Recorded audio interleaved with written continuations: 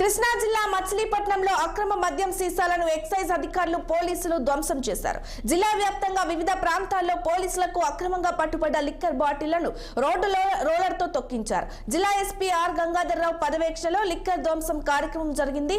ఇక జిల్లాలో ధ్వంసం చేసిన మద్యం విలువ దాదాపు 50 లక్షల పైగా ఉంటుందని అధికారులు అంచనా వేశారు. పరిశీలించినట్లయితే ఇవి దాదాపు 2013లో చేశారు. ఆ తర్వాత సో దాదాపు 12 సంవత్సరాల్లో మనకు ఉన్నటువంటి 807 కేసులు అంటే డ్యూటీ పెయిడ్ లిక్కర్లో 1580 బాటిల్స్ వేరియస్ సైజెస్ కావచ్చు, అది లిబ్స్ నీటి వాటర్ బాటిల్స్ కావచ్చు, హాఫ్ లీటర్ కావచ్చు, ఫుల్ బాటిల్స్ కావచ్చు.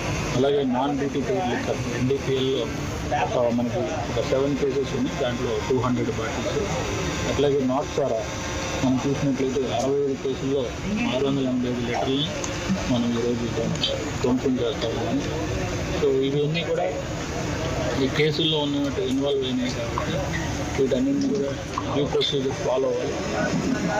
దానికి గాను మన డిప్యూటీ కమిషనర్ ఎక్సైజ్ వారికి ఈ కేసులు సంబంధించినటువంటి వివరాలను పంపించి అఫీషియల్గా అప్రూవల్ తీసుకోవడం జరిగింది. సో మనం ఇక్కడ